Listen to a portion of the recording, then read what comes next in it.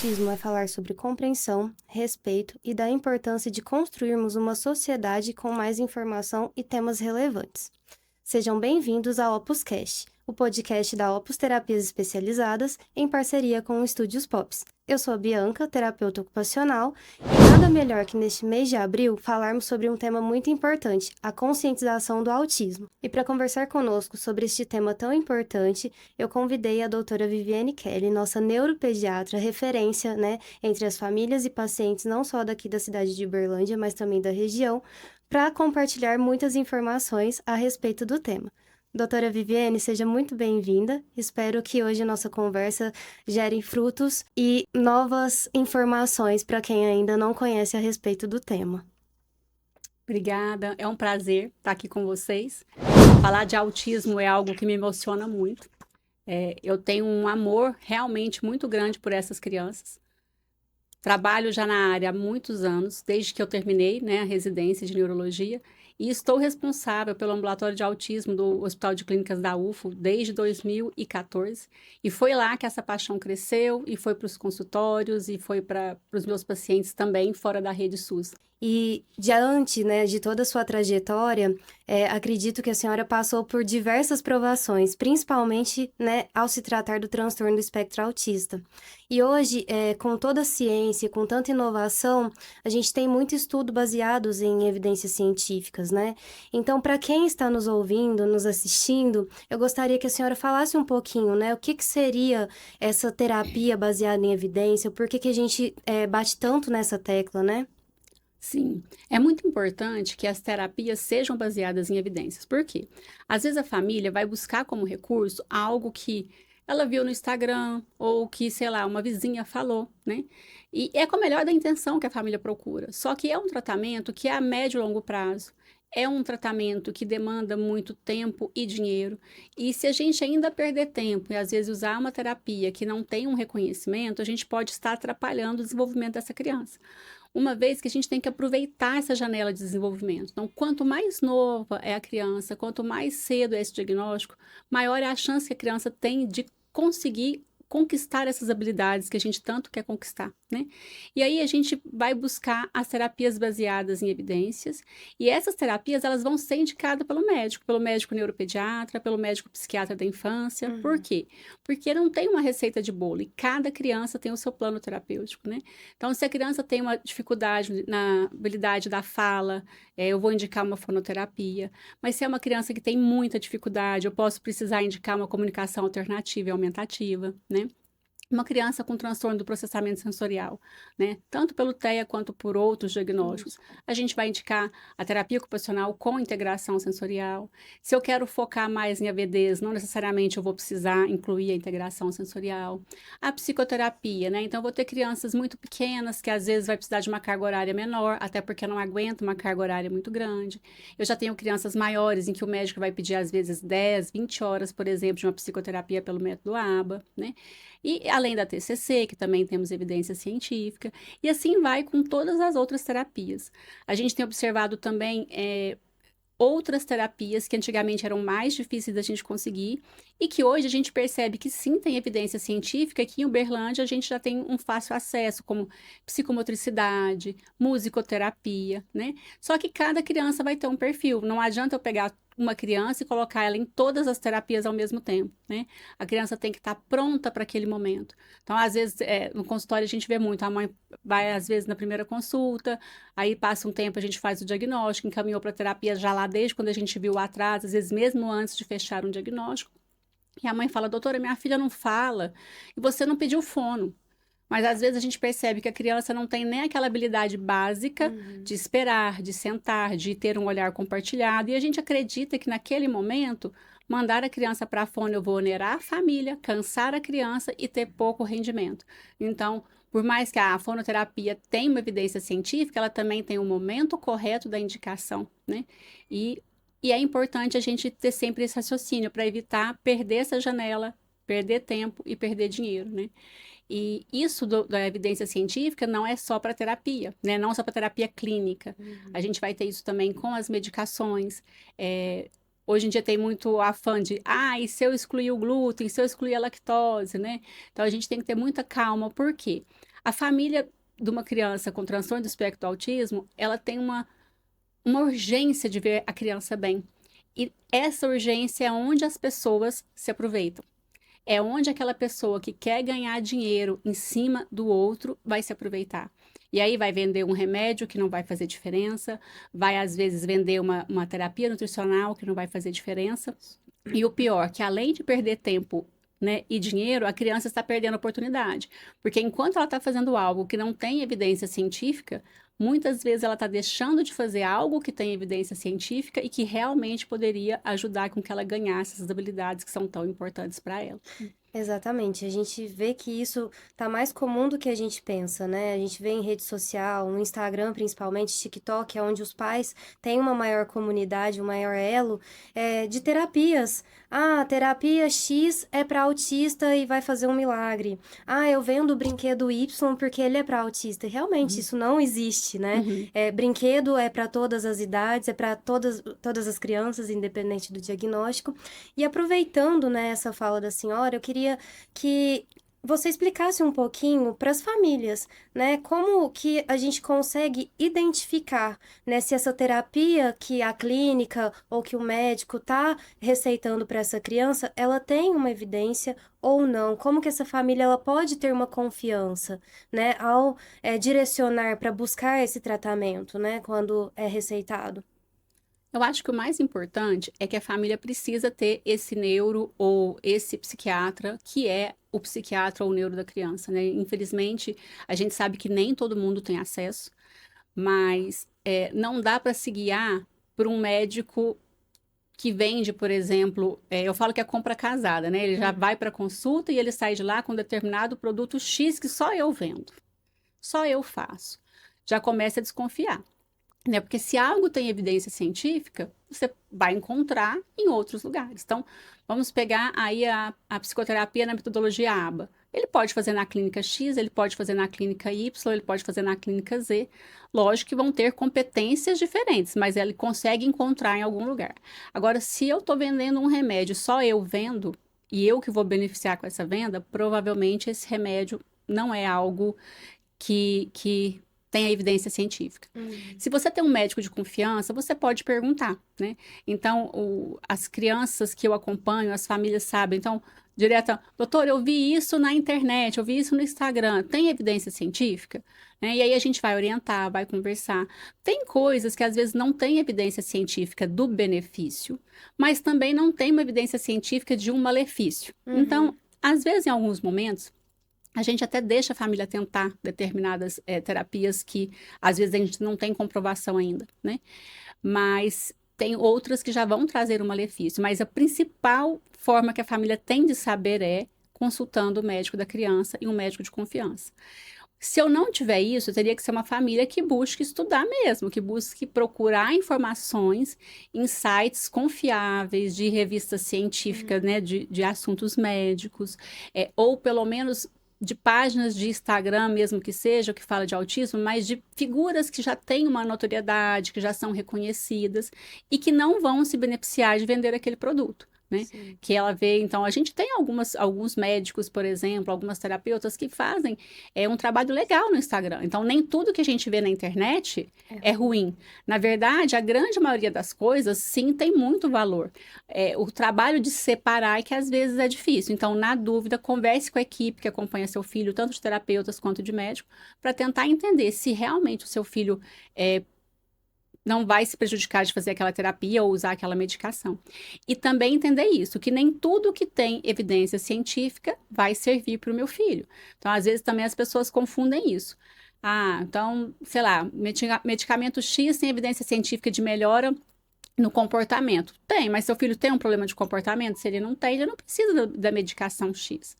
Ah, mas o filho da fulana, depois que tomou o remédio Y, ele começou a falar. Mas o filho da fulana é outra criança, né? O que será que estava impedindo ele de falar? Né? Será que realmente era só faltava um remédio? Será que não é o conjunto? O remédio, as terapias que ele está fazendo, as estimulações que ele está tendo em casa, né? O prognóstico que ele tem, porque o que a gente vai trabalhar numa criança na terapia? A gente vai buscar que ele atinja o auge da capacidade que ele tem. E essa capacidade, ela é individual, né? Então, a minha capacidade de desenvolver é uma, a sua é outra, e assim por diante. A gente vai lá fazer um curso de inglês. Eu tenho uma facilidade para aprender inglês, que às vezes é menor que a sua, e às vezes a sua é menor que de uma outra pessoa. E não adianta, a gente vai estar fazendo o mesmo curso, mas o aprendizado vai ser diferente, porque nós somos pessoas diferentes, assim também a criança, né? Então, não se deve comparar, a gente sabe que isso é difícil para as famílias, né? Mas é procurar ver o que tem evidência científica e o que tem significado para o seu filho, e não tentar usar o que todo mundo está usando, né? Isso é o que tem acontecido bastante, né, na nossa prática clínica, principalmente em relação à medicação, né, em questões de exames hormonais, né, a gente ouve muito, meu filho, ele estava com vitamina D baixa e por isso que estava influenciando na questão comportamental, por exemplo. E aí coloca a outra mãe ali à prova de fogo, no caso da criança ali dela que tem questões comportamentais, que vai gerar uma crise, uma questão ali difícil, né? Comparada com outra criança. Então, realmente isso tem acontecido bastante.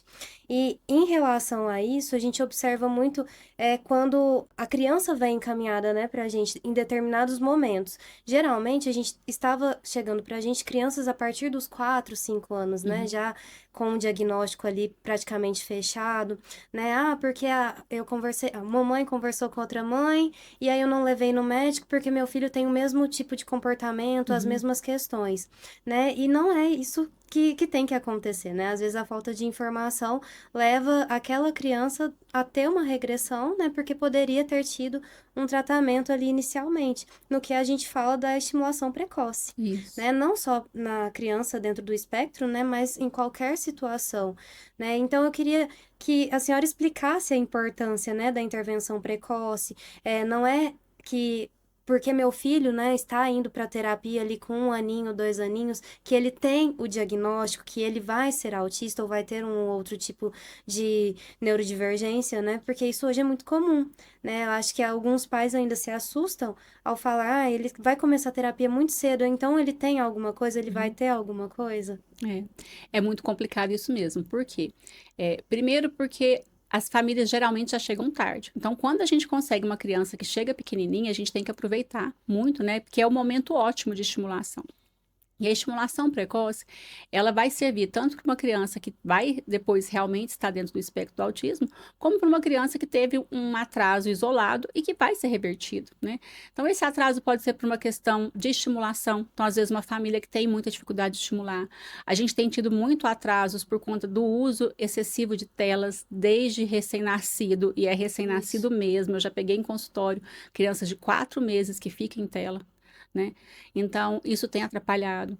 Outra coisa, o ritmo, né, da cidade, a cidade está crescendo, então, às vezes a gente não confia em deixar brincar na rua, não tem um vizinho com confiança, então fica sempre a criança com os adultos dentro de um apartamento pequeno, não tem espaço para brincar, aí acaba que muitas habilidades, elas não vão ser ganhadas, né, tão facilmente. E a importância da intervenção precoce é essa. Eu vi uma criança que tem um atraso, enquanto pediatra, enquanto médico, neuropsiquiatra, seja quem for que perceber, a criança tem que ser estimulada, né? Porque eu vou ter a maior chance de ganhar essa habilidade. Se depois eu vou ter ou não um diagnóstico de autismo, é outra história. Na prática, o ideal até seria, eu vejo uma criança que até preenche critérios para autismo, mas nunca fez nenhuma terapia, é a gente encaminhar essa criança para uma estimulação interdisciplinar adequada e reavaliar em 6 meses. Porque se for um atraso, né, ou ambiental, ou porque a criança realmente é um pouco mais lenta para ganhar essas habilidades e precisa de um pouco mais de estímulo, em 6 meses eu vou ver um salto, um ganho muito grande nessas habilidades, né? Se a criança, a gente mesmo estimulando, ainda mantiver um atraso maior, a gente percebe que aí a gente pode fechar o transtorno nesse momento. O que acontece no país é que a dificuldade que a gente tem, e é uma dificuldade do Brasil como um todo, é que se a gente coloca criança em investigação para autismo, criança com atraso em desenvolvimento neuropsicomotor, em geral ela não vai conseguir ser acolhida nem pelo plano de saúde e nem no SUS. Né? Então, a criança conseguiria essa estimulação somente se a família puder pagar particular. Do contrário, a gente acaba tendo que, às vezes, já prever essa possibilidade diagnóstica e já encaminhar com um CID de autismo mesmo. Mas o ideal seria, então, num país desenvolvido, a criança vai para estimulação e só vai se falar em diagnóstico depois de 6 meses a 1 ano de estimulação. Porque o nome, na verdade, não vai mudar muito. Sim. Né? O que a gente tem que entender é isso. Eu não estou ali na clínica tratando autismo, eu estou ali na clínica tratando atraso. Né? E nesse atraso, procurando que essa criança ganhe essas habilidades. Então, se eu tenho uma dificuldade na fala, eu estou tentando ganhar a habilidade da fala. Se eu tenho uma dificuldade no brincar, eu estou tentando ganhar essa habilidade do brincar. Se isso é autismo, se isso é um atraso isolado, o tratamento é o mesmo. Né? Só que a criança precisa ter essa intervenção precoce. Outra coisa que a gente escuta muito, e não só eu, como qualquer neuropediatra que vai em palestra, podcast, gosta de falar, é a velha história, de cada criança tem seu tempo. O seu pai também falou quando ele tinha 4 anos, né? Então, cada criança tem seu tempo dentro daquilo que é aceitável como marco de desenvolvimento.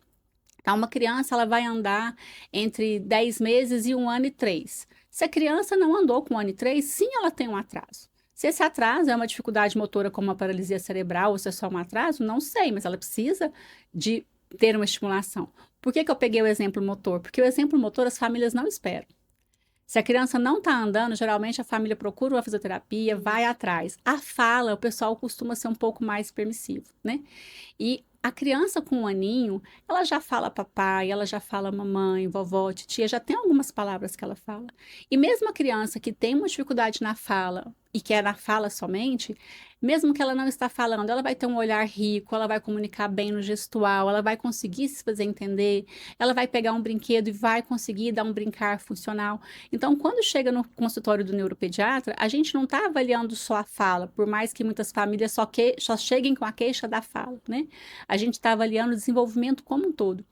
Né? Então, é pedir para as famílias começarem a perceber mais, né? O meu bebê me olha quando eu falo com ele. O meu bebê sorri quando eu estou sorrindo para ele, né? O meu bebê, ele olha para um objeto que eu estou olhando, procurando ver o que está despertando o meu interesse. Ele tem interesse naquilo que chama a atenção do meu olhar, porque uma criança com desenvolvimento normal, ela vai ter isso muito rico. Principalmente com o cuidador, com o pai, com a mãe, com quem está ali fazendo esse papel de cuidador principal.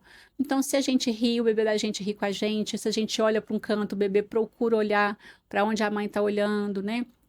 Quando a gente fala, o bebê já procura, às vezes nem viu a gente ainda, mas ele já tem uma movimentação, ele já busca por aquela voz. Então, são sinais precoces, por exemplo, uma criança muito apática, uma criança que não olha quando eu chamo, que não faz festa quando eu chego em casa. E aí eu não tenho que esperar essa criança ter um atraso de fala lá com 1 aninho para procurar. Nossa, eu estou achando que o meu bebê de 6 meses não me olha muito bem. Conversa com o pediatra. O pediatra não te deu atenção, porque infelizmente pode acontecer. Marca um neuropediatra, marca um psiquiatra da infância. Não, eu não consigo ter acesso a médicos especialistas na minha região. Marca um psicólogo. Vai lá e troca uma ideia. Olha, você acha que eu estou vendo coisa onde não tem? Ou você acha que o bebê pode estar um pouco atrasado? Para não perder essa chance da intervenção precoce, né? Você levantou uma pauta muito importante e polêmica, né, dentro da sua fala, que foi a exposição em telas. Né? Hoje em dia é o que mais tem, infelizmente ou felizmente, porque a gente vive numa era tecnológica, né? Mas tudo tem um limite. E às vezes o pai acredita que entregar o telefone, o tablet, expor a televisão, vai ter ali algum benefício. Tem alguns, né? Mas bem na primeira infância há malefícios, né? E assim, eu gostaria também de entender quais impactos neurológicos a criança tem ali em exposição a mais de tela, né? Por dia ou às vezes por horas ali. E o que acontece é o seguinte: a orientação da Sociedade Brasileira e Internacional de Neuroinfantil é que crianças até 2 anos tenham 0 contato com tela. Por quê?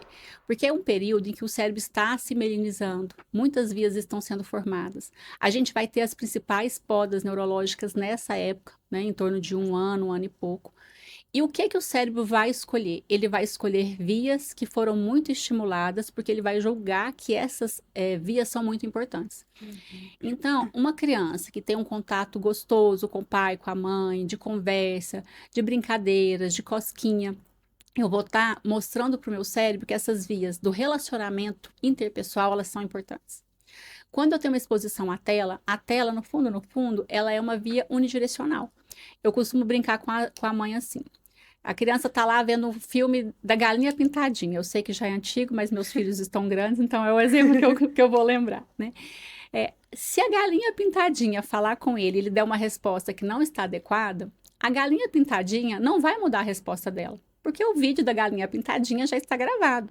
É uma via unidirecional. É verdade. Enquanto se a mãe estiver cantando a mesma música da galinha pintadinha, ela mãe ou ele pai na frente da criança, ele consegue ver a reação da criança e moldar a reação dele baseada na reação da criança, né?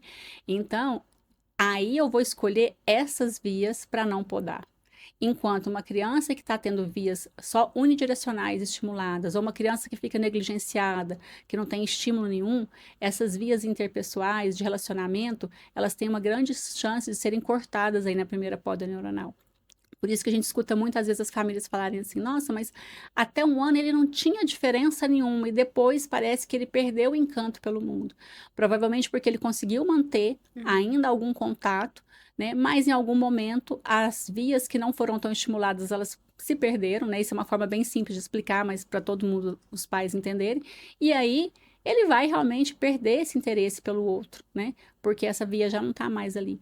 E ele vai alterar sim, né? É como se alterasse o mecanismo cerebral, né? As vias que a gente usa para nos conectar em tudo. E então, até 2 anos é zero tela. A gente sabe que isso não é fácil, mas é possível, porque a gente já teve gerações que viveram assim, né? Então, é muito comodismo. Existem outras coisas. Então, a criança pode colorir, a criança pode brincar com uma massinha, a criança pode ler um livrinho, né? Hoje em dia você vê bebê de 1 ano, ele pega um livro, ele acha que é touch, a hora que ele encosta e o negócio não muda, só dele tocar no papel, ele joga o livro fora, porque ele não entende nem que tem que passar a página, Exato. né? Então a gente precisa voltar, porque alguns dos hábitos que a gente tinha antes, eles eram muito saudáveis, né? Tempo de qualidade com o filho, né? Sentar, brincar, conversar. Ah, mas eu tenho só meia hora com meu filho. Mas essa meia hora você realmente está sentado brincando com ele? Ou você está sentado com ele e enquanto isso mexendo no celular, enquanto isso respondendo outra pessoa, né? E a gente não percebe, mas a gente está tão viciado em tela quanto as crianças. Então a gente tem que se policiar, a gente tem que ver, porque eu já vi, por exemplo, quando eu tenho no consultório alguma criança que me dá um pouco de dúvida, eu peço para a família me mandar vários vídeos da criança brincando, conversando, né, de momentos em família desde pequenininho. É muito engraçado, é triste, mas é verdade, porque eu pego vídeos, por exemplo, da criança brincando, tentando falar às vezes com o pai e com a mãe, e o pai e a mãe também não olha quando fala com ele, também não responde, então a criança tenta. O meu cuidador principal não está me dando resposta, então essa deve ser a resposta certa, deixa eu ficar quietinho aqui na minha, né? Lógico que a questão do transtorno do neurodesenvolvimento, ele não é culpa dos pais, Sim. né? Mas uma criança que já tem dificuldade num ambiente pouco estimulador, isso vai aparecer mais fácil do que uma criança que tem um ambiente mais estimulador. Então, não é porque a mãe não ama, o pai não gosta, que a criança vai ter sinais de autismo. Não. Então, aquela história antiga da mãe geladeira que não desejou o filho ou que não deu amor, não é isso. A gente sabe que a origem do autismo, ela passa pela genética mesmo. Só que não é só genética também. Eu tenho que ter uma genética e eu tenho que ter um meio que me favoreça desenvolver essa genética de uma forma que não vai ser legal, que não vai ser adaptativa nesse mundo. E a melhor forma da gente tentar proteger essas crianças, né, dessas dificuldades que ela pode ter geneticamente determinada, é dando desde pequenininha um ambiente muito estimulador, né? Então, ter filho dá trabalho. Criar uma criança do jeito correto, sim, é cansativo, mas isso também é opcional. A gente escolhe ter filhos. E no momento que a gente escolhe ter filhos, a gente escolhe ter essa responsabilidade de guiar esse ser, né, em tudo que ele precisar. Sim. Desde o falar, o brincar, até formar um cidadão de bem, com caráter. Então, eu tenho 2 filhos, eu falo o seguinte: começa quando a gente descobre que está grávida, porque você já tem que mudar a sua alimentação, às vezes você tem que mudar a sua rotina de trabalho, de sono, então ali já começou a sua responsabilidade, né? E termina quando a gente vai embora, porque os filhos estão adultos, mas a gente ainda tem uma responsabilidade, Sim. porque a gente ainda é mais velho que eles, a gente pode estar ali, às vezes não é mais para falar o que fazer, mas aconselhar, amparar. Então, decidam bem quando querem ter filhos, porque é muito desafiador, né? É uma Sim. missão bem desafiadora. E, por exemplo, uma criança, né, que está ali exposta a telas, geralmente, às vezes aparece no consultório com atrasos significativos, e aí passa pela intervenção precoce, né? Ali em 6 meses é possível já observar avanços significativos neurologicamente falando. Se sim, quais são esses avanços, né? Até pra gente, enquanto profissionais também, ficar de olho. Porque eu falo enquanto terapeuta Uhum, ocupacional, às vezes a gente fica tão ali vidrado em algum estímulo específico que às vezes a gente esquece de olhar ao uhum. redor, né? Isso eu acredito que acontece com todo mundo. Então, neurologicamente falando, esses avanços, eles são visíveis somente em uma área ou no geral? Não, no geral, principalmente se a gente perceber que é uma criança que tem um atraso justamente pelo excesso de telas. Uhum. Às vezes, não é nem invalidando a intervenção precoce, tem famílias que às vezes a gente fala assim, ó, então agora de hoje em diante é zero tela e você volta daqui um mês para eu ver. E você vai sentar no chão, e você vai brincar, e você vai pro parque, você vai sentar na areia, você vai pro clube.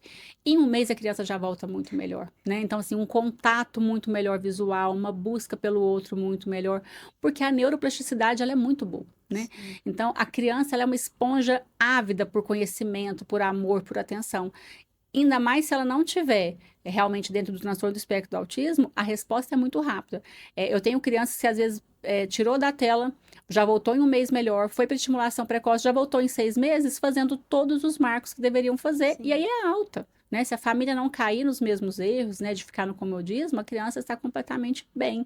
E a gente tem famílias, né? Eu lembro de uma criança em específico que a mãe era um pouco mais simples, eu perguntava assim, quanto tempo de tela? Ela, como assim tempo de tela? Quanto tempo que ele fica em celular, tablet, videozinho na internet? E ela fazia pra mim uma cara de que ela não estava entendendo a minha pergunta. Eu falei assim, você deixa ele ver filminho, essas coisas? Deixo. Quanto tempo? Doutor, enquanto ele estiver acordado. Ele tinha 10 meses. Nossa. Então, assim, ela não conseguia nem entender, porque ela não conseguia quantificar. Ele Uhum. ficava. Aí eles começam, não, mas ele brinca um pouquinho e volta depois para a TV. Se ele tá indo brincar no quarto do lado, para que a TV tá ligada? Né? Hora de ver TV é hora de ver TV. Sim. Né? O de 10 meses nem deveria ver, mas vamos pensar que é o maiorzinho, né? Hora de comer é hora de comer. Né? Então as crianças comem na tela, as crianças brincam com a tela ligada. E aí eles não aproveitam verdadeiramente nenhum momento. Não come vendo o alimento que está comendo, não brinca realmente só vendo a bonequinha, só vendo o carrinho. Então eu estou aqui brincando, mas tem o estímulo da televisão ali, aí eu tenho que ficar me dividindo, Não né? dá função, Não né? dá a função adequada, começa e perde, aí vai ficar aquela criança muito ávida por estímulo, inquieta, que nada sacia, que está sempre querendo mais, porque ela está muito estimulada, né? Então, essa mãe, eu a convenci de zero tela e mandei para estimulação precoce. Quando a criança voltou com 1 ano e 4 meses, essa criança voltou andando, falando muitas palavrinhas e brincando. Aí ela falou assim, doutor, eu não imaginava que estava atrapalhando tanto ele. E Uhum. não é julgando, era uma mãe solo, né? Tinha muita coisa para fazer. Sim. A criança ficava muito calminha vendo A os tela, né? videozinhos ali no tablet. Ela punha o tablet em frente e o menino ficava sentado no carrinho o tempo inteiro com o tablet ali vendo. Então, assim, ele não só estava com atraso em fala, em comunicação, em brincar, como ele estava também com atraso motor, porque nem para o chão ele ia, né? Uhum. Então, esses casos, por questões de estímulo, excesso de tela, eles respondem muito bem, e muito rápido com a intervenção precoce e com o zerar a tela mesmo. Outro impacto que a gente vê muito da tela já em crianças um pouco maiores principalmente em famílias que a criança tem ou TDAH ou transtorno do espectro do autismo, as famílias queixarem de que as crianças são muito irritadiças, muito nervosas, muito explosivas, né? Que qualquer mínima frustração já sai chutando porta, quebrando as coisas. Em geral, quando você vai avaliar, além das questões realmente biológicas da criança, tem um excesso de tela, né? Tem um uso aí de jogos que incitam um pouco a violência, né? Sim. Muitas vezes as famílias não fazem um devido monitoramento de coisas que eles estão entrando. Então, as pessoas têm a falsa ideia de que, não, mas é jogo de criança. E às vezes está ali, realmente não tem uma faixa etária limite, assim, não Uhum. está censurado, né? Mas você vai ver, o bichinho tá batendo no outro, tá chutando o Exato. outro, né? Então, Ah, é de bichinho, é de criança, não é censura livre, mas deixa eu ver que jeito que é esse joguinho, né? Exato. Porque muitas vezes a criança já tem uma tendência a ser nervosa, a ser mais agressiva e explosiva, e o jogo está mostrando esse comportamento para ele. E aí ele fica naquele jogo 2, 3 horas, onde tudo se resolve batendo. Na hora que ele é frustrado, ele vai resolver batendo, né? Então, a gente percebe muito isso. Tem mãe que fala, nossa, depois que eu limitei o tempo dele de tela, tem mãe que fala assim, depois que eu tirei o celular do meio da semana, minha vida melhorou 200%, porque ele é muito mais calmo. E a criança nem precisou de remédio. Mas, em geral, as famílias ficam tentando, né? Vou no médico, vai passar um remédio mágico que meu filho não vai mais ter problema de comportamento. Mas eu não quero estabelecer uma hora de dormir, eu não quero estabelecer um tempo de tela, eu não quero contrariar meu filho, né? E remédio mágico não existe para nada. Eu brinco com as minhas mãezinhas, eu falo, se existisse um remédio mágico, tava todo mundo rico que trabalha com isso. Né? A gente passava um único remedinho, acabou o problema. Não é assim tão simples, né? Então, essas habilidades, né? Tanto a habilidade de falar, de brincar, quanto a habilidade de se frustrar, de ter que esperar, ela é construída, ela é ensinada, né? Numa criança típica que não tem nenhuma dificuldade, vai ser ensinada ali na rotina de casa. Numa criança atípica, a família, mesmo ensinando, vai precisar do nosso apoio, de médico, de terapeutas, para que isso seja mais facilmente aprendido pela criança. Falando do remédio mágico, né? A gente sempre bate na tecla, principalmente terapia ocupacional, a questão da rotina. E parece que é um bicho de sete cabeças para algumas famílias, né? Ai, ter que ter rotina, hora de dormir, é a hora de tomar banho, comer, parece que é algo de outro mundo, né? E aí, pegando esse gancho para a senhora, né, dentro da sua experiência clínica, qual que é a importância, né, do papel dessa família, né, no tratamento dessa criança, desse adolescente? A família, assim, a gente não vai falar que é 100% do papel dela, mas é quase 100%. Por quê? Por mais que ela vá no médico, ele oriente a rotina. É ela que vai ter que pôr em prática. Por mais que na clínica vocês trabalhem, né, ensinem também o que vai ser feito. Se a família não colocar isso em prática, a criança vai fazer o quê? Ah, ela vai fazer TO 2 vezes por semana, uma sessão de 50 minutos. Então, ela vai ter sido estimulada naquela habilidade de terapia ocupacional, né? 90 minutos na semana, enquanto ela ficou com a família várias outras horas. Então, ela vai ter 90 minutos de aprendizado para várias horas de desaprendizado, né? Mesma coisa a comunicação, mesma coisa o limite, a frustração. Né? Então, o que a gente vê muito, às vezes a família fala, não, mas esse comportamento, ele é só lá em casa. Então, se o comportamento é só lá em casa, o problema não está na criança, né? Se a criança consegue se comportar na escola, consegue se comportar na clínica, né? Então, a gente tem que trabalhar em casa. A gente sabe que, por exemplo, vamos falar um pouquinho, por exemplo, do ABA. Às vezes, ali no consultório, na clínica, a criança foi treinada a tirar uma roupa, Uhum, né? E aí, em casa, a mãe vai tirar a roupa. A criança não vai generalizar o aprendizado, mas porque às vezes a mãe também não está dando uma oportunidade, né, de que a criança realmente mostre que sabe fazer isso. A gente sabe que não é fácil, mas o cuidador, a mãe, o pai, quem está ali, tem que tentar ao máximo seguir essas orientações. E é para isso que a gente precisa de uma equipe interdisciplinar, sim. né? Então a gente está ali passando uma rotina para a família e a família vai chegar: olha, isso que você me passou, eu não consegui executar, né? Aconteceu isso, eu tive tal dificuldade. Porque a equipe vai conseguindo perceber outras formas de ensinar, né? E que aquela família pode tentar. A gente vê, às vezes, famílias que falam, não, mas eu faço, mas eu estimulo. Então, essa negação é muito ruim, né? É, a gente aprende com os adultos muito, e meu pai já é falecido, mas eu lembro dele falar assim, a primeira coisa para a gente melhorar é a gente aceitar que a gente errou. Porque se você nem aceitar que você não dá conta ou que você errou, não tem como você sair do lugar. Então, a primeira coisa que a família precisa parar é se olhar. Eu estou conseguindo estimular meu filho? Se eu não estou conseguindo, por que que eu não estou conseguindo? Né? A gente sabe que são rotinas muito puxadas. E às vezes, frequentemente, essa família precisa se cuidar até para dar conta de cuidar. Não, então eu acho que eu não estou conseguindo porque eu estou cansada, porque eu estou depressiva, porque eu estou num quadro de burnout. Eu tenho que procurar uma ajuda médica, eu também tenho que fazer terapia. Mas existem os casos que realmente, né, são menos, mas existe, que as famílias terceirizam esse cuidado. Então, o cuidado de ensinar é da professora na escola. O cuidado do desfraude é da terapeuta ocupacional.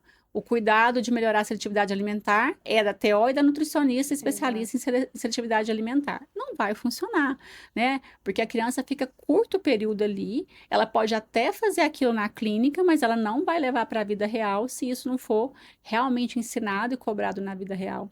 É uma coisa que a gente percebe nas famílias hoje em dia, tanto as típicas quanto as atípicas, os adultos têm muita dificuldade em frustrar as crianças, né? Em falar não. Eu não sei se a gente foi uma geração que a gente ouviu muito não e agora a gente quer falar sim para tudo dos nossos filhos. E tem nãos que são muito importantes de ser falados, né? Então, eu escuto frequentemente, nossa, mas eu falo, por exemplo, sei lá, você vai colocar, né, pensando no TDAH, você vai colocar o seu filho para fazer a tarefa e a hora que ele terminar a tarefa, ele pode brincar, ele pode ver uma TV. Nossa, mas e se ele ficar chateado comigo? Né? Ele vai Exatamente. ficar chateado com você, porque você está mostrando um limite que ele não quer que exista, né? Sim. Mas os limites são importantes. Aí, quando a mãe tem muita dificuldade, ou o pai de pôr limite, eu falo assim, então faz de conta que agora não é que ele quer jogar videogame fora de hora, não é que ele quer dormir mais tarde, ele quer comer aquele veneno de rato cor-de-rosa que parece uma balinha, que quando eu era só pediatra no ambulatório, no pronto-socorro de pediatria, eu tinha pavor, porque direto chegava alguma criança que tinha comido aquele veneno de rato, né? Aí ele quer comer, você vai deixar? Não, doutor, é veneno de rato. Se ele comer, ele vai morrer. Então, por que que você faz a mesma coisa com o horário de dormir, com a tela? Porque, no fundo, as famílias não estão convencidas de que aquele limite realmente é necessário. Exato. Então, levar no postinho para vacinar, é necessário. Então, meu filho vai chorar, mas eu vou levar, Uhum. né? Não deixar ele brincar com faca, não deixar ele brincar com fogo, não deixar ele comer o veneno de rato, é necessário, porque isso vai levar a uma lesão, um risco de vida. Ah, não, mas será mesmo que não pode ficar mais de 2 horas na tela? Será mesmo que é bom a criança dormir mais cedo, porque durante o sono ele está aprendendo, ele está crescendo, tem várias funções biológicas que só vão acontecer durante o sono, então um sono reparador é realmente importante? Será que eu realmente preciso ensinar esse dever de casa para ele? Será que realmente ele precisa levar essa tarefa feita amanhã? Uhum. Né? Aí a hora que a família se convence que sim, aquele limite ele é importante, aquele limite está protegendo o filho dele de alguma coisa que não é legal acontecer, ele vai ter força, né? Vai ser fácil? Não, mas ele vai ter força. Sim. Ele vai ter força para conseguir colocar esse limite. E criança, elas são muito espertas. A hora que elas percebem, o limite está claro. Eu já chorei, eu já fiz um circo aqui, minha mãe e meu pai não cedeu, elas começam a diminuir esses comportamentos, né? Então a gente fala para as famílias, ó, eu prometo que quando você começar a fazer tudo certinho, ele vai piorar muito no início, mas depois ele Depois vai ele vai melhorar, estabilizar. né? Então a gente conversa muito com as famílias nesse sentido. Mas por que que eu acho que é tão difícil também? Porque hoje em dia as famílias também não têm um espaço de escuta, né? Você vai no médico, o médico está com pressa, ele está emendando uma consulta na outra. Você tem uma dúvida, você manda uma mensagem para o médico, às vezes ele não vai te atender, não vai te responder, aí você vai tentar resolver do seu jeito, né? Mesmo com as terapeutas, né? É, vocês são poucas às vezes, né? Às vezes você emenda uma criança na outra e na outra e na outra. Às vezes queria poder conversar um pouco mais com aquela família, acolher um pouco melhor aquela dúvida, mas eu tenho 5 minutos porque a outra criança já está Já tá esperando. esperando. Então, esses momentos, né, de podcast, esses momentos de palestra, ouvir, eu falo para as famílias, conselhos de outros pais que já passaram pela mesma dificuldade e que deu certo, né? São outros momentos em que a gente pode tentar fazer esse conhecimento caminhar, né? E a gente, no lugar de passar para a família, né, ali na recepção, um assunto que não é interessante, uma fofoca, né? Às vezes tem uma palestra que está rolando, quem quer assistir, assiste, tem Isso. um material aqui que dá para ler, né? Tem uma experiência legal, para que as famílias consigam se fortalecer e cuidar melhor dessas crianças, né? Tem essa questão mesmo, né? Às vezes, só que por um outro ângulo, às vezes a gente vê que aquela família tá tão esgotada que às vezes na sala de espera ali na recepção é o momento que ela tem para dar uma respirada, Sim, né? E às vezes a gente quer chamar ali que tem um tempinho, ó, vamos conversar, ou vamos fazer uma roda de conversa, olha, tem material aqui à disposição. Não, eu quero ficar no telefone, não, eu quero ficar quietinha, eu quero dar uma cochilada, né? Então, uhum, assim, tem essas questões também que não deixa de ser autocuidado, né? sim, Então, assim, às vezes a gente tem que, principalmente ali na rotina clínica, né, das terapias, que é praticamente todos os dias, a gente já entende um pouquinho da rotina daquela família e acaba deixando ali, né, aquele momento para isso. Mas também a gente tende a puxar a orelha quando é necessário e chamar para uma conversa mais séria, né, também quando é necessário. E engraçado, doutora, que você trouxe, né, essa questão do limite. E às vezes a gente escuta assim: "Ah, mas quando ele crescer passa", né? Hoje se fala tanto sobre isso no presente, sobre a infância, né? O autismo, não só o autismo, né? Uhum. Mas as questões diversas, e pouco às vezes se fala no futuro, né? Então, isso chega a ser um questionamento de alguns pais, profissionais, né? Até outras pessoas da comunidade, se realmente é um mito ou é verdade, quando se tem um limite ali na primeira infância, e as intervenções necessárias, se há ou não um impacto, né, na adolescência, na vida adulta, ou se não, se vai mudando, isso vai piorar ou vai estabilizar, como que funciona isso?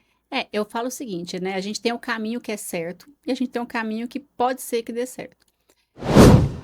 Vamos pegar um exemplo de até um pouco de tempo atrás, em que não se fazia diagnóstico nem de TDAH, nem de autismo, por exemplo, numa criança. E muitos deram certo, né? Por que que esses deram certo? Eu brinco com meus pacientes, vingaram, deu sorte. Então, pode dar certo? Pode, mas o risco de dar errado é muito maior, né? Sim. Agora, se eu tenho desde a infância, claro, o limite, se eu tenho desde a infância, claro, as estimulações, né? É mais garantido que vai dar certo. Porque se uma criança ela é opositora enquanto criança, e isso não vai ser tratado, se o limite não vai ser imposto agora, ela vai crescer um adulto opositor. Ele vai crescer um adulto com dificuldade de lidar com frustração, né, com dificuldade de esperar. E se ele começar a ter esse comportamento, por exemplo, num trabalho, pode ser difícil para ele manter um trabalho. Às vezes a gente vai ver pessoas que entram e saem de relacionamento na vida adulta um atrás do outro, né? E aí você vai ver, tinha amor, mas a pessoa também não sabia ceder, não sabia esperar. E aí não tem como nenhum relacionamento dar certo se as pessoas não conseguirem flexibilizar, não conseguir, Sim. né, fazer um pouco o que o outro quer. Estabelecer o limite, olha, meu limite é aqui. E isso eu posso ceder. E isso eu já não aceito ceder. Então, isso tudo vai ser construído com isso, né? Mesmo a criança vai ter limites que o pai às vezes vai querer impor e vai chegar uma hora que o filho vai falar, não, peraí, agora você está invadindo o meu limite. E às vezes vão ter pais que vão estar invadindo. Mas isso é saudável, a criança entender que o pai e a mãe vai estabelecer limite e em algum momento ele vai começar a questionar esse limite e mostrar o que ele vai aceitar ou não. Também é uma construção. Então não adianta a gente deixar para depois que depois passa, porque a chance de passar vai ser pequena e se passar, algum preço ele vai pagar, né? Então, quando a gente pensa na geração da minha idade, assim, né? O pessoal de 70 para mais próximo de 70, de 1970, a gente não tinha diagnóstico de TDAH. Então, às vezes, agora adulto, a gente fala, nossa, tô vendo que eu tenho TDAH. Uhum. Tá, e aí? Mas você venceu, você é médico, você é advogado, você é engenheiro, mas a que preço? Às vezes eu tive que estudar muito mais, Sim. às vezes eu perdi muito mais qualidade de vida. Eu brinco com os pais quando às vezes eles falam assim: ah, mas ele é exatamente igual a mim quando eu era criança, né? Principalmente no caso do TDAH. Eu falo, então. Mas aí um dia eu brinquei com o pai: às vezes você é o vereador, mas podia ser o prefeito da cidade. Às vezes você é o prefeito, mas podia ser o presidente da república. Às vezes você tinha potencial para mais e não atingiu porque você não teve limite, você não teve tratamento. Aí a mãe caiu na risada. Ela falou assim: ele é vereador da nossa cidade. Eu falei: tá vendo? Podia ser prefeito, né? Exatamente. Então é isso, é a gente estabelecer esses limites para que a criança, né, consiga o máximo das habilidades dela.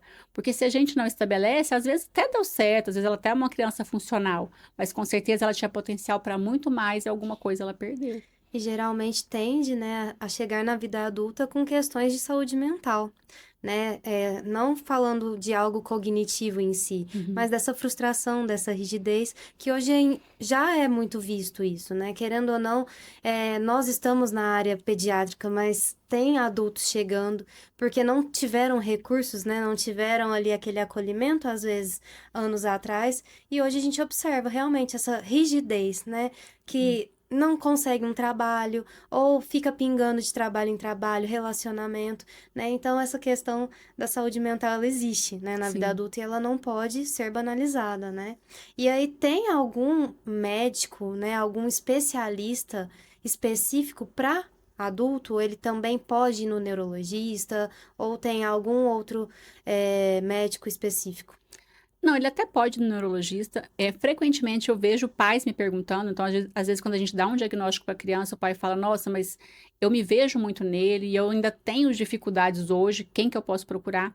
Eu, particularmente, é uma opinião mais pessoal, eu acredito que para o adulto, o psiquiatra é melhor. Uhum. Porque é isso que você falou. Em geral, quando a pessoa chegou na vida adulta sem ter um diagnóstico, né, ou de TDAH, ou de autismo, ou de altas habilidades, por exemplo, né, ele já vai ter muitas questões emocionais. Então, questões, às vezes, de baixa autoestima, questões de depressão, ansiedade, às vezes, crise de pânico mesmo. E aí o neurologista não vai conseguir conduzir tão bem quanto um psiquiatra. Né? Uhum. Se for só para o diagnóstico, às vezes realmente só o neurologista e uma boa psicóloga para fazer uma avaliação neuropsicológica completa pode ser o suficiente. Mas como geralmente vão ter questões emocionais, para não ficar indo para todo lado, eu indicaria um psiquiatra. Na maioria das vezes, na vida adulta, não tem mais jeito, a gente vai ter que medicalizar, né? Uhum. Porque aquele estado já está sedimentado. E a gente vê isso também muito em consultório, por exemplo. Eu acompanho. Eu tenho pacientes até mais velhos, tipo Uhum. 20, 22, que já eram meus pacientes e continuaram, né? E eu tenho crianças que chegam já adolescentes, 14, 16 Sim. anos. Eu percebo que, por exemplo, uma criança dentro do transtorno do espectro do autismo, nível 1 de suporte, principalmente quando associado com altas habilidades, ou seja, a dupla excepcionalidade, a chance de depressão e ansiedade na adolescência é enorme. Porque é aquela criança que ela vai sempre assim, quase consigo, quase entrego, quase sou igual a todo mundo. E aí chega na adolescência, a questão da adolescência que tem muito sarcasmo, muita ironia, né, os relacionamentos, os grupos em que a pessoa quer muito pertencer e às vezes não consegue se inserir, ele começa a se perceber muito diferente e ele, em geral, pelo menos entristecer, entristece. Se essa tristeza vai virar uma depressão, uma ansiedade, a gente vai ter que acompanhar, mas entristecer, entristece. Enquanto uma criança já nível 2, nível 3, não vai ter essa percepção do quanto Sim. ele não está conseguindo pertencer àquele grupo. O ser humano sempre quer pertencer. Então, quando você está lá na sua clínica, você quer pertencer àquele grupo, né? Sim. Quem está ali quer pertencer. Se a gente percebe, nossa, aquelas três ali estão sempre juntas, eu fico aqui no café sozinha, eu já começo a me sentir mal, me sentir Sim. deslocada, né? E isso é muito forte na adolescência. Eu não tenho que pertencer em todos os grupos, mas eu tenho que conseguir me perceber pertencente a algum grupo. Né? Então, a gente tem que estimular para que essas pessoas, né, essas crianças, adolescentes, procurem seus afins, façam atividades que vão proteger ele disso. Né? Eu falo com as mães: olha, o seu filho não vai ser o baladeiro, você não precisa preocupar que ele não vai sair na sexta-noite e voltar só no domingo de manhã, porque, em geral, os adolescentes dentro do espectro, eles não vão gostar de festa, né, de boate, tem as exceções, mas, em geral, muito estímulo eles não vão tolerar. Mas ele pode ter bons amigos, ele pode gostar de ir no teatro, ele pode gostar de ir no cinema, ele pode gostar de chamar os amigos para ir em casa e cozinhar, né? Ele tem que pertencer a algum grupo, ele tem que se sentir importante para as pessoas, ele tem que se sentir útil para ser feliz. Ele, como todos nós, né? A nossa felicidade é isso, é perceber que a gente tem um papel, que a gente é útil para alguém, que a gente faz a diferença. E para proteger essas crianças disso, é trabalhar essas habilidades e fazer eles se encontrar nesses grupos desde cedo e orientar esses pais, né, esses adultos com esses diagnósticos de você se percebe diferente, você vê que tem dificuldade, você acha que parte do seu sofrimento hoje é por conta dessas suas inabilidades que você foi levando do jeito que deu? Acho. Então você precisa sim procurar e ter um diagnóstico. E já tem gente que fala: não, eu tô bem, já criei muitas estratégias, eu tô feliz, eu tô Uhum. bem. Ok, né? Porque é entender isso. Eu não tenho que fazer nem a criança que está dentro do transtorno do espectro do autismo, nem o adulto caber dentro do meu quadrado, Exato. né? Eu tenho que conseguir que essa criança se sinta feliz, que esse adulto se sinta feliz. Se ele estiver feliz, se ele estiver funcional, ele está no lugar certo, né? É, e, E é muito difícil, porque às vezes, por exemplo, até na adolescência acontece muito. Às vezes a família quer muito que o adolescente tenha muitos amigos, que vá em muita festa, que traga muitos amigos para casa. Mas o adolescente, ele está feliz com os 2 melhores amigos que ele tem. Ele está feliz vendo série lá na televisão. Ele está feliz lendo um livro de 500 páginas, né? Esse adolescente, ele não vai mudar fácil, porque ele não está incomodado, né? Exato, quem Então, incomoda é os pais, aí né? muitas vezes a gente tem que trabalhar os pais. Olha, Exato. ele está bem. Agora, eu entendo o seguinte, uma criança, né? A gente não sabe o que ela vai querer ser lá na frente. Aí eu falo, olha, a gente vai tentar trabalhar ao máximo, porque se ele quiser ser alguém que vai trabalhar com o público, ele possa escolher isso. Sim. Se ele quiser ser alguém que vai trabalhar com o computador, só é ele e o computador lá na sua casa de home office, ele vai fazer isso, mas ele tem que poder escolher. Sim. Então, quando a gente manda uma criança para treinar essas habilidades, é para que quando ele tenha uma idade adequada, ele possa escolher o que ele quer fazer. Mas não vai ser o pai e a mãe que vai escolher. A gente vai preparar para que eles escolham. E isso não é a criança atípica só. Isso a gente faz com os nossos filhos típicos. Então, se você manda lá para a escola, você ensina a ler, você ensina a escrever, né? Você põe num curso de inglês. Às vezes o menino nunca mais vai querer falar inglês, mas se ele quiser falar inglês, se ele quiser fazer uma viagem, se ele quiser fazer um intercâmbio, olha, eu preparei. Né? Então, é isso que é o papel do pai e da mãe. Tentar trabalhar o máximo dessas habilidades para que no futuro a criança possa escolher. Tem os casos mais graves que realmente a criança, né, sempre vai precisar de muito suporte, que a família sempre vai fazer as escolhas. Tem, mas a gente não somos nós que vamos decidir. Ah, essa criança acho que é nível 3, então eu não vou estimular não, porque ele vai sempre depender do pai e da mãe.